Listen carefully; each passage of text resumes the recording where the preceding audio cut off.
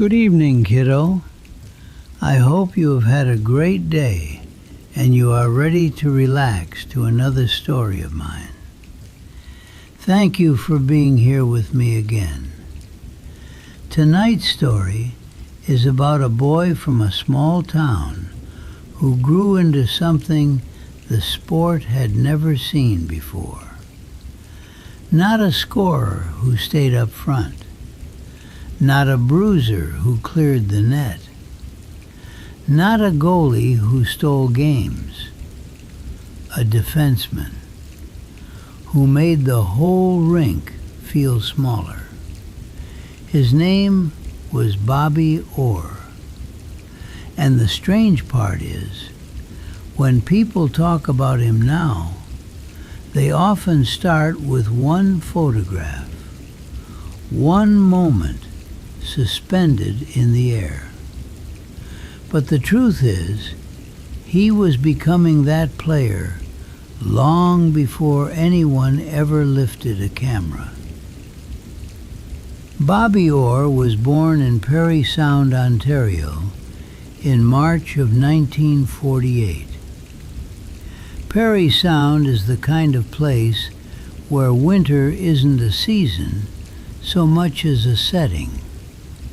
The air gets sharp, the water hardens, and the world becomes a little quieter, except for the sound of skates and sticks and pucks against boards. Orr grew up in a Canada where hockey wasn't just entertainment. It was part of the rhythm of life.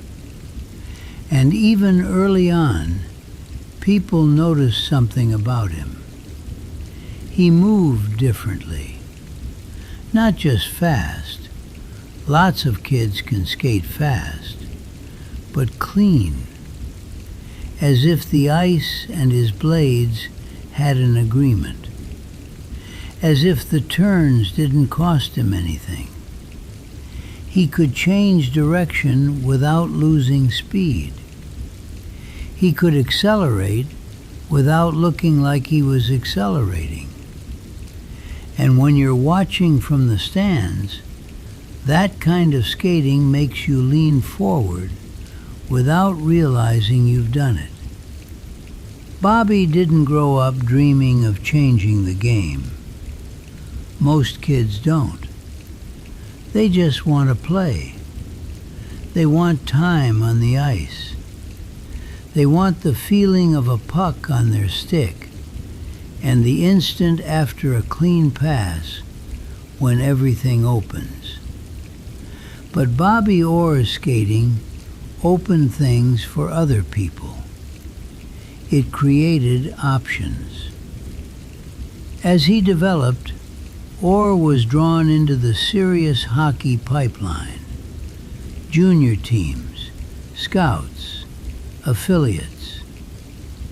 The Boston Bruins, who were hungry to return to greatness, recognized that his talent was unusual and worth committing to early. And in time, he became the kind of prospect that carried not just hope, but expectation. And yet, for all the attention and projection around him, Orr remained famously private. He wasn't built to perform for microphones. Even later, when he was the best player on earth, he didn't seek the spotlight the way some athletes do. He let the game do the talking. When Orr arrived in Boston, the Bruins were a storied franchise that had gone far too long without the kind of dominance their fans remembered. The team hadn't won the Stanley Cup in decades. They needed a new center of gravity. And Orr, young, smooth, and fearless on skates, became it. Britannica calls him the first defenseman to lead the NHL in scoring, and one of the sport's greatest players. But that sentence doesn't quite explain the feeling of what he did. Because the difference wasn't just points. The difference was how those points happened. Before Orr, defensemen were often expected to be a kind of wall. Clear the crease, win board battles, make the safe play, get the puck to the forwards. Orr could do all of that. But he also did something else. He took the puck and became the forward. He turned defense into offense in a single motion. One stride, one look up, one decision, and suddenly the other team was in trouble because a defenseman had entered the play like a storm. In the NHL's own 100 Greatest Players feature, Don Cherry described seeing Orr for the first time as being like an old horse trainer who finally saw Secretariat, and said Orr changed how defense should be played. That's a strong comparison, because Secretariat wasn't just fast. Secretariat was otherworldly. The kind of speed that makes every other horse look like it's running in boots. That's what Orr did to hockey.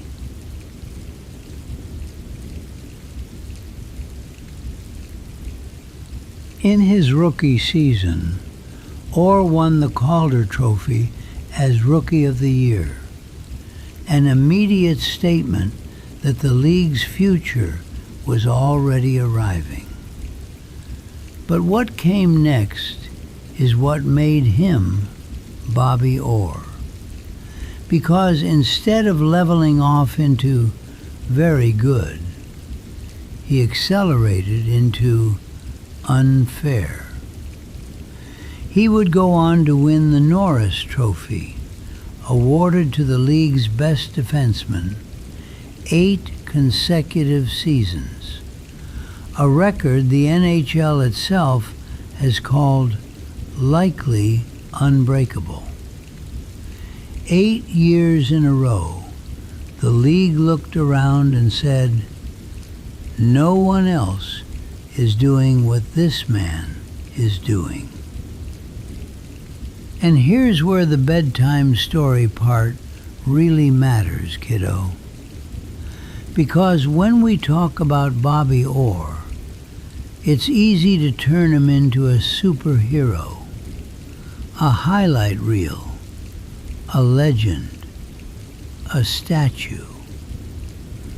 But there's always a human cost behind those kinds of careers. For Orr, that cost came in the form of his knees, especially his left knee, an injury history that followed him for years, limiting games, requiring repeated surgery, and eventually shortening his time in the NHL. That's the hidden thread in his story. Bobby Orr played a career that was brilliant and brief. He wasn't around long enough to accumulate the same raw totals as players with 2 decades in the league. But while he was there, he played at a level that made the sport feel new. There's a certain kind of greatness that comes from longevity. And there's another kind of greatness that comes from impact. Orr's greatness was impact, like a comet. Now, Before we get to the famous photograph, the one everyone knows, we need to understand what Boston was building around him. The Bruins weren't just collecting talent. They were forming a team that could punish opponents with skill and speed and finishing. And Orr became the engine. The Bruins began to surge. The city began to believe again. And then, at last, Boston began to approach the moment it had been waiting for since 1941, the Stanley Cup.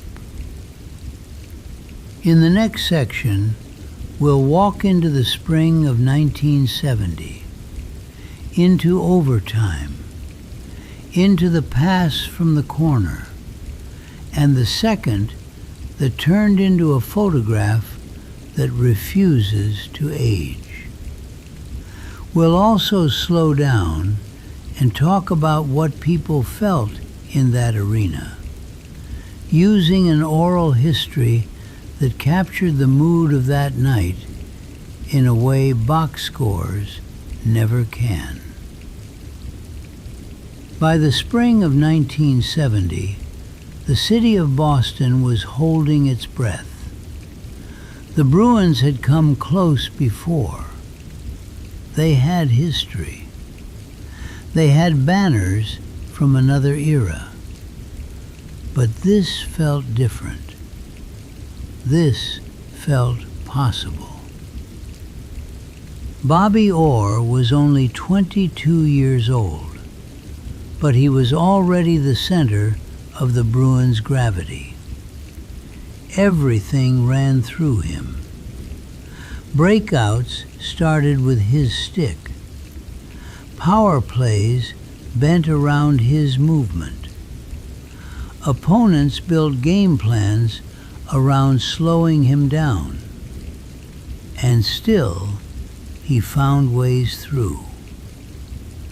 What made Orr dangerous wasn't just speed. It was timing.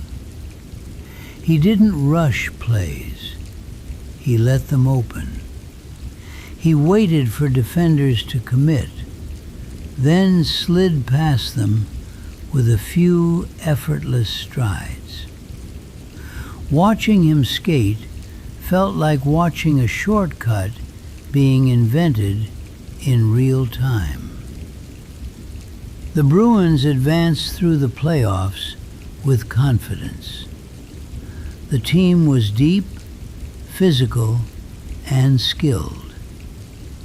But when they reached the Stanley Cup final against the St. Louis Blues, the pressure sharpened. Boston hadn't won the Cup since 1941, almost 30 years. An entire generation had grown up without seeing it. Game 4 of the final was played at Boston Garden. The Bruins led the series 3-0. One more win would bring the Cup home. The game was tight, physical, emotional. The kind of game where the air feels heavier with every shift. Then, late in the third period, the score was tied, and the game went to overtime.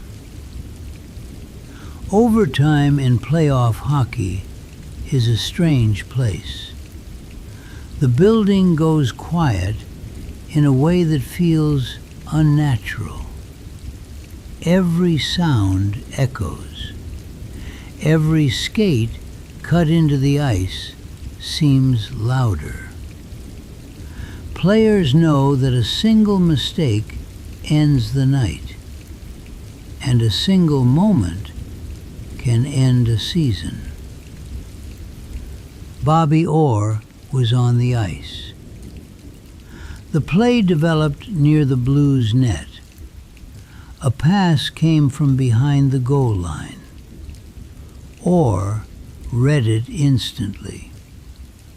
He cut toward the crease, stick low, body leaning forward.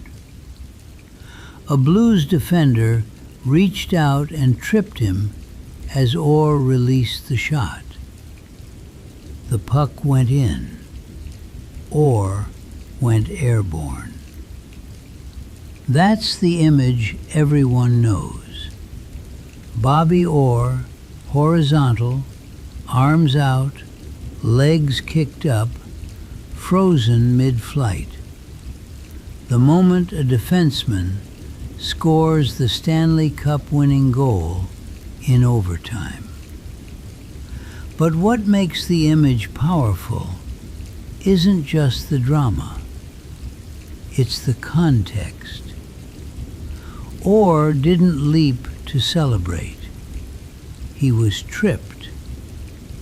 The goal happened because he was already moving forward, already attacking, already believing the play would break his way. The photograph captured something true about him: motion, commitment, no hesitation. When the puck crossed the line, the garden erupted. Fans poured onto the ice. Teammates rushed toward Orr. The cup was finally coming back to Boston. That single image became one of the most famous photographs in sports history. Not because it was staged, but because it was honest. It showed a player who had changed how the game was played, suspended in the air at the exact moment history caught up to him. What often gets lost is what came after. The Bruins didn't stop there. They won another Stanley Cup in 1972, again with Orr as the engine. That year, he led the playoffs in scoring, something defensemen were not supposed to do. He wasn't just contributing, he was redefining roles. Year after year, Orr continued to dominate. He led the league in scoring twice, the only defenseman ever to do so. He won 8 consecutive Norris trophies, awarded to the league's best defenseman, a streak that still stands untouched. These weren't close votes. They were acknowledgments. The league knew what it was seeing. But as the accolades piled up, something else was quietly accumulating. Pain. Bobby Orr's knees, particularly his left knee, were deteriorating. Injuries that would end many careers outright were being managed, patched, and worked around. Surgeries became part of the rhythm of his seasons. He played through discomfort most people never see. And because he was still brilliant, it was easy to miss how much he was sacrificing. Orr himself later said that if he had understood what the injuries would cost him long term, he might have made different choices. But that's hindsight. In the moment, he wanted to play. He wanted to help his team. He wanted to stay on the ice. That desire to stay, to contribute, to keep going, is what makes his story quietly heavy. Because greatness doesn't always announce when it's running out of time. Sometimes it just keeps skating. As the 1970s moved on, Bobby Orr's place in hockey was unquestioned. He wasn't just the best defenseman in the league. Many believed he was the best player, period. But the window was narrowing, and soon the body would insist on a different ending than the story seemed to promise. Playing on borrowed time. By the early 1970s, Bobby Orr was already doing something rare in professional sports. He was playing history, not chasing it, living inside it. Every time Orr stepped onto the ice, the game bent around him. Opponents adjusted lines. Coaches changed matchups. Entire strategies were designed with one goal in mind: keep Bobby Orr from doing what he always did. They rarely succeeded, but the effort took a toll. Orr's knees had been a problem almost from the beginning of his NHL career. What makes this part of his story especially heavy is how young he was when those problems began. In a modern era, with today's medical understanding, his career might have been managed differently. In the late 1960s and early 1970s, players played through pain because that was the expectation. Bobby Orr did not complain. He adapted. He adjusted his stride. He shortened shifts. He relied even more on anticipation and positioning. When speed began to cost him more than it once did, he leaned into efficiency. He didn't skate extra. He skated exactly enough. That ability to adapt is often overlooked. Greatness is not just about talent. It's about adjustment. Even as injuries mounted, Orr continued to produce at levels that defied logic. He won scoring titles. He dominated playoff series. He made plays that left seasoned professionals shaking their heads. But after each season, the recovery grew harder. Surgeries became inevitable. Rehabilitation replaced rest. In 1976, Bobby Orr made one of the most difficult decisions of his life. He left the Boston Bruins and signed with the Chicago Blackhawks. The move shocked fans. Orr had become synonymous with Boston, but contract disputes, management decisions, and concerns over trust and care had fractured the relationship. Orr hoped that a change of scenery, and perhaps different medical guidance, might allow him to extend his career. It did not. Orr played only a handful of games for Chicago. The knee would not cooperate. The speed was gone. The pain was constant. Eventually, the reality he had postponed became unavoidable. His body could no longer do what his mind still demanded. In 1978, Bobby Orr retired from professional hockey. he was 30 years old. 30. For most players, that is the middle of a career. For Bobby Orr, it was the end. The brevity of his career is what gives his achievements their strange weight. He did not accumulate greatness slowly over decades. He compressed it into a brilliant, unsustainable burst. He burned brightly, and then he stopped. After retirement, Orr stepped away from the spotlight. He did not chase celebrity.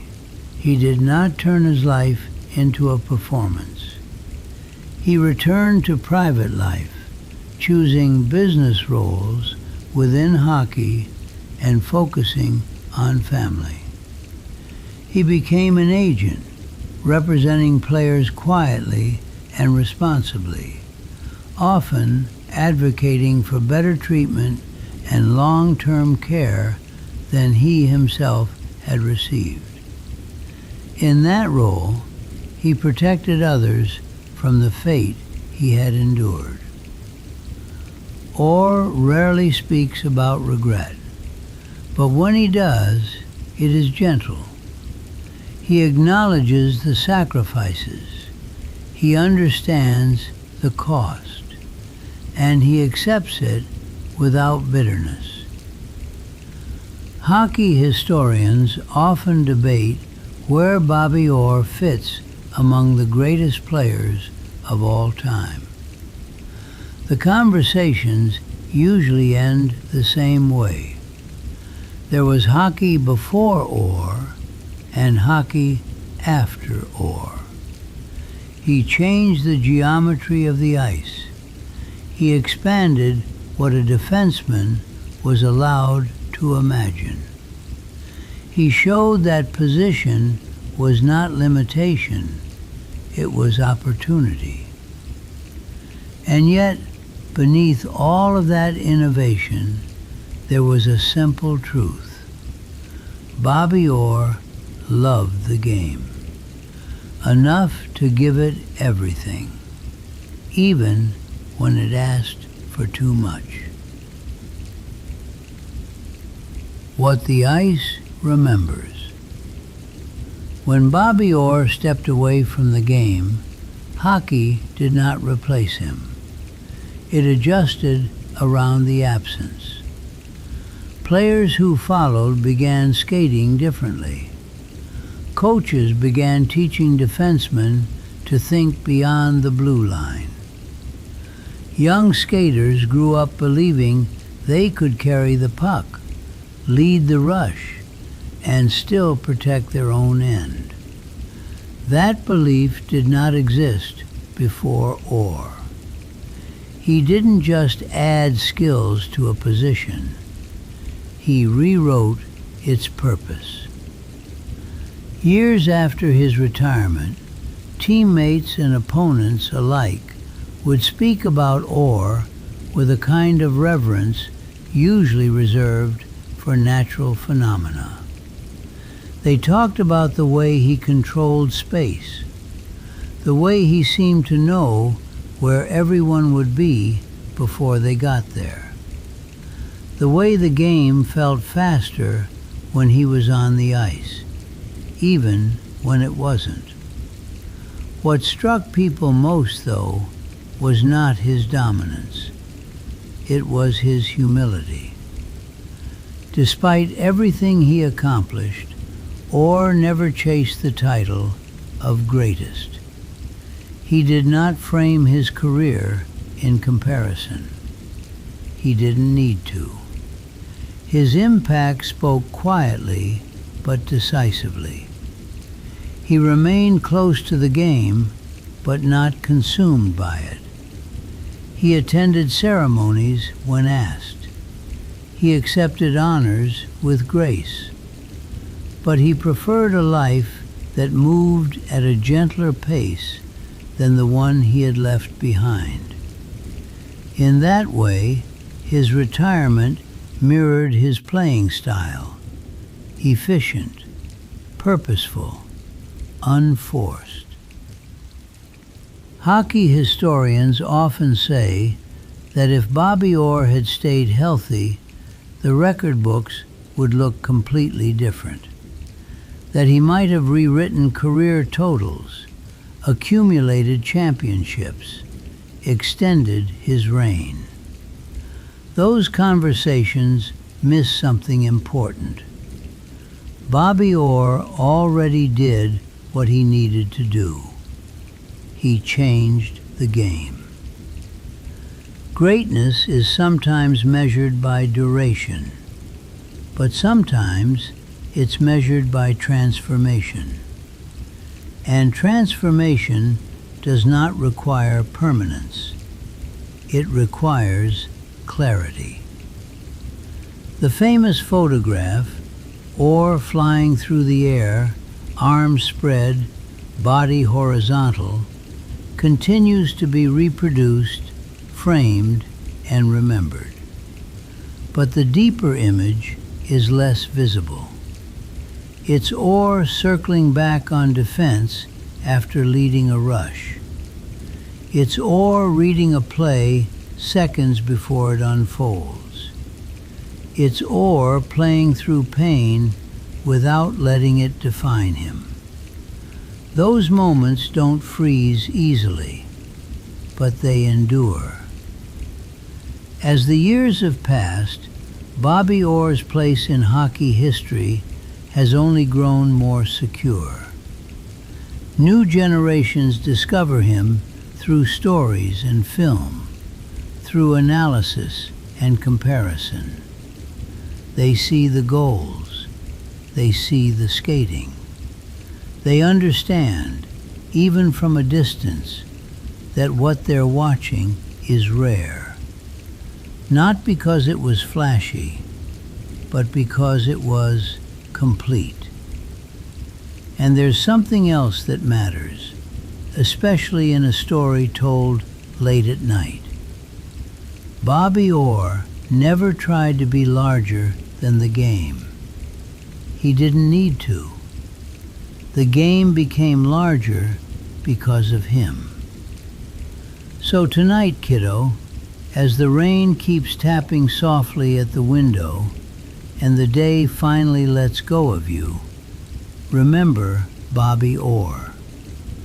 Remember that sometimes the most important changes happen quietly. That sometimes the people who change everything don't raise their voices. They just move differently.